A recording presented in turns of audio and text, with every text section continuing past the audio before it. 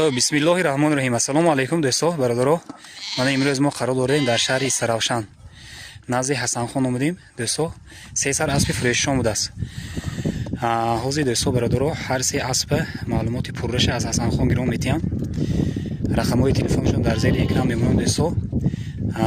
بینیتون تماشا کنیتون خریداری کنیتون. حسن خان السلام علیکم. شما نازمی کو سلامتی و نازمی.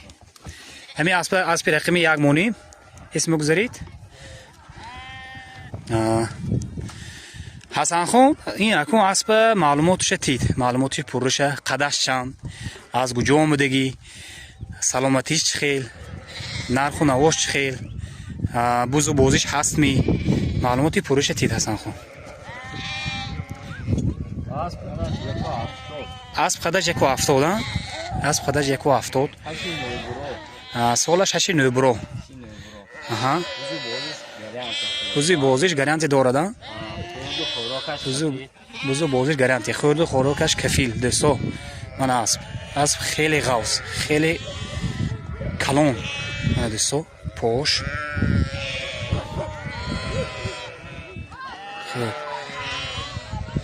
من دوستا خوش قواقش. خب حسن خان مسئله خورد خوراکش تو مسئله خورد خوراکش نست. اگر اسب نخورد خیلی غوص نمیشد.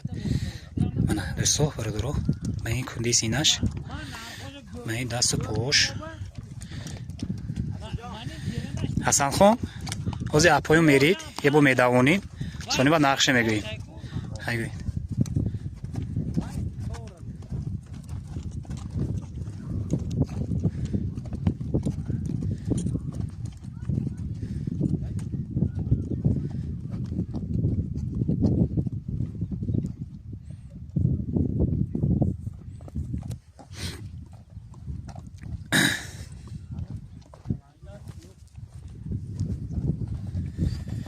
ای ماشاءالله من دوستا برادران اسب دعواش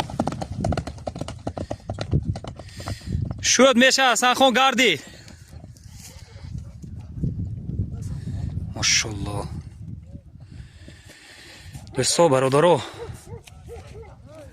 اسب غوص باشد مسئله دعواش به نهایت تیز.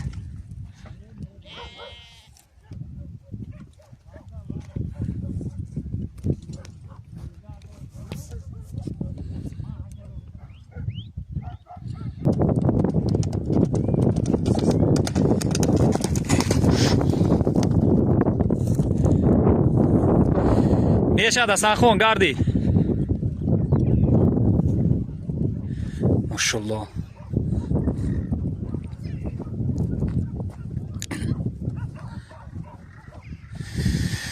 من دوستا و برادران اسب رقم 1 از این نرخ نوش گرفته میتیم با معلومات های پرش از صاحب اسب میگیریتون. حسن خان اکون نرخ نوش گپ زنید. نرخش 70,000 سومان باز معامله دارد. خب میگذاریم به اسب رقم 2 به دوستا برادران. خب دوستا من اسب رقم 2 حسن خان معلومات این اسب هم رسونید. قدش چند چخیل زود کجا آمدگی نرخ و نواش چخیل. خب حسن خان قدش چند اسب؟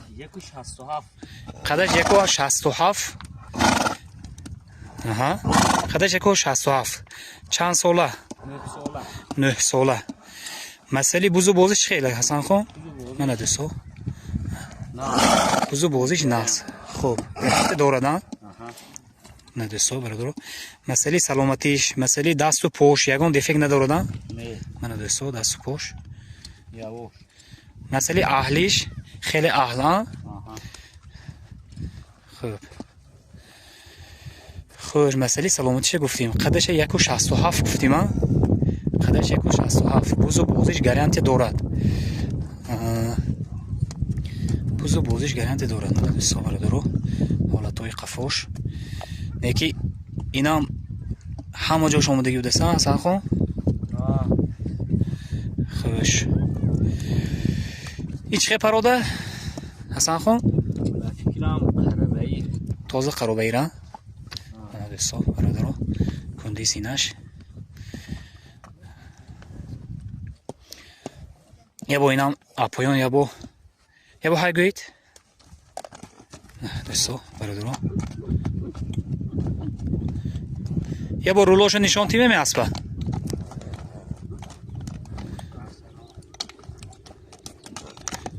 توپتید ای ماشاءالله حسن خان اپایان رفتی با سر میتید یا با دعواشم بینیم سانی با نرخ و نواشم میگوییم من دوستا برادرها در وقتی نوار گرفتن اگر یگان کامودی گذشتگی باشد حضوری زیاد دوستا از مسئله دعواش نشان میتیم این اسمه ای ماشاءالله من دوستا برادرها اسب ماشاءالله شد میشد اصلا گردید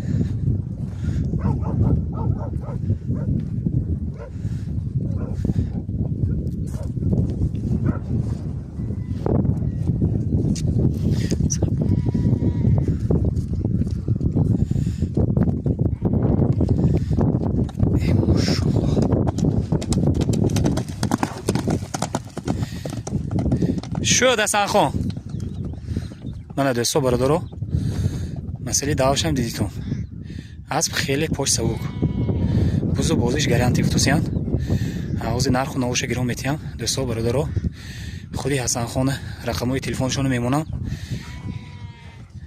حسن خان که معامله میکنتون زنگ زنیتون اسبای خریداری کنتون اسباشون خیلی اسبای خوب حسن خان این اسبام خیلی پشتکش سبوک بودسن حسن خان که اینا اکون مسئله نرخ و نوش گپ زنید نرخ و نواش 75 تا سمینه 75000 سوم باز معامله دارد ماشاءالله من دوستا برادرها اسب سکورسش تیز پشت سبوک خب حسن خان اسب رقمی 3 میگذاریم من مرحمت دوستا برادرها 75000 سوم گفتن معامله دارد گفتن مسئله دست افکش هم تشکیل میکنیم مسئله دست افکش هم تشکیل میکنن دوستا مرحمت خب من دوستا برادرها اسب رقمی 3 تازه دانچک حسن خان تازه دانچک پرودش تازه دانچک دوستا برادرها حسن خان این قدش چند 170 پیلو قدش 170 پیلوس ها مسئله خورد خوراکش بوز و بازیش مسئله ویش نرخ و نواش همشه اکون پره کرده میرسونیم برای پسشگاه دوستا حسن خان اینا قدش 170 گفتیم مسئله بوز و بازی چی خیل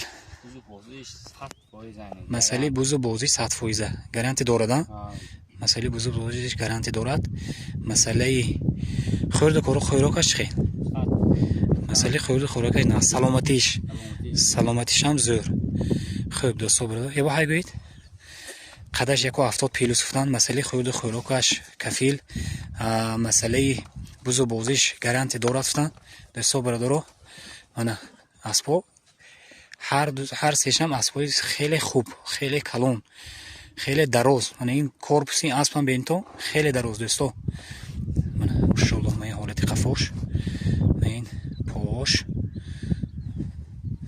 دست و پاش تازه یگون دیفکت شیشکه پیشکش نیستن نه دوستا خب اپایان یه بو سر میتی دیو دعواش هم میبینیم حسن خان 5 ساله میشه نو 5 ساله میشه نه 5 ساله همین بهار 5 ساله میشده است دوستا برادرها مرحمت زنگ زنیتون خریداری کنتون از دعواش میمونیم و ثانی بعد مسئله نرخ و نواش گام میزنیم های گوید نه دوستا برادرها راه گشتناش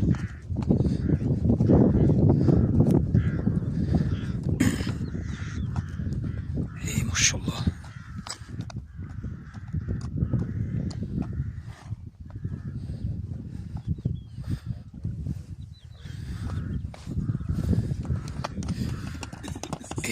ماشاءالله.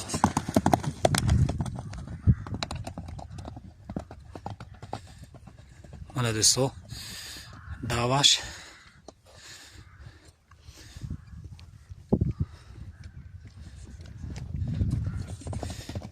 ماشاءالله. mana do'stlar birodaro اسب دواش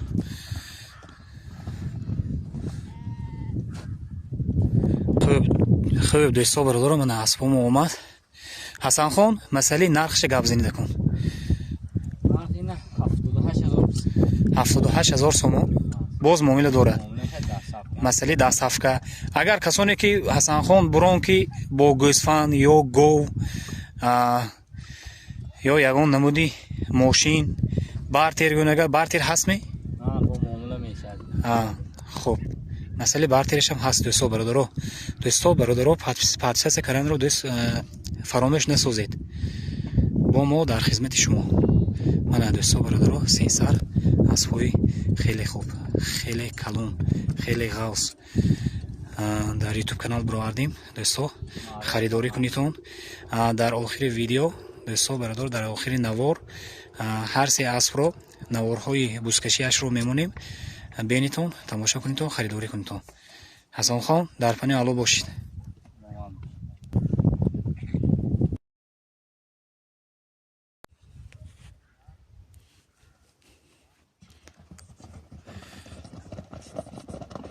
ماشاءالله. من دوستا برادر